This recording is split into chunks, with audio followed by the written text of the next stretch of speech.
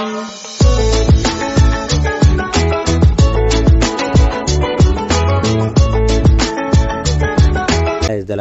అయిన యేసుక్రీస్తు వారు ఈరోజు మనకు అందిస్తున్నటువంటి వాగ్దానం 2వ తెస్సలోనికీయులకు రాసిన లేఖ 3వ అధ్యాయం 3వ వచనం.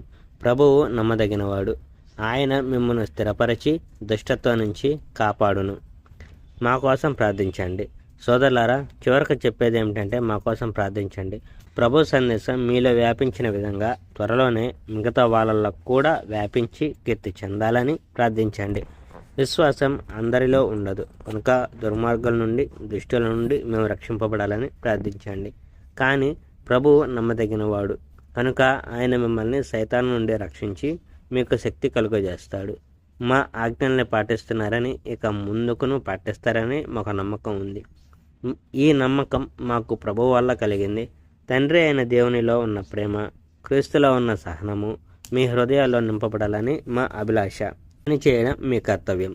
సోదరులారా, యేసుక్రీస్తు ప్రభు పేరిట మేము ఆజ్ఞాపిస్తున్నదేమనగా, మా నుండి విన్న క్రీస్తు సందేశం ప్రకారం జీవించక అక్రమంగా జీవిస్తున్న ప్రతి సోదరునితో సాంగత్యం చేయకండి.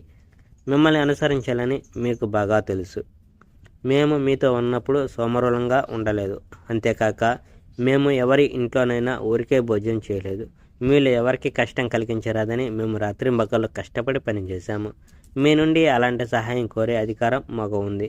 కానీ మీకు ఆదర్శంగా ఉండాలని అలా చేశాము. మేము మీతో ఉన్నప్పుడే మనిషి పని చేయకపోతే భోజనం చేయకూడదు అని చెప్పాము. మీలో కొందరు సోమరులని విన్నాము. వాళ్ళు పని చేయకపోవడమే కాకుండా ఇతరుల విషయంలో జోక్యం కలుగు చేసుకుంటున్నారని విన్నాము. వాళ్ళు ఇతరుల విషయంలో జోక్యం కలిగించుకోరాదని, తాము తినే ఆహారం పనిచేసి సంపాదించుకోవాలని యేసుక్రీస్తు పేరిట ఆజ్ఞాపిస్తున్నాము. ఇక మీ విషయం అంటారా? మంచి చేయడం మానకండి. ఈ లేఖలో రాసిన మా ఉపదేశం ఎవరైనా పాటించకపోతే అలాంటి వాళ్ళను ప్రత్యేకంగా గమనించండి.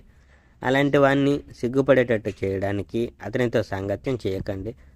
ఆయన అతన్ని శత్రువుగా పరిగణించకుండా సోదరునిగా భావించి అతన్ని వారించండి. Praise the Lord. May God bless our India.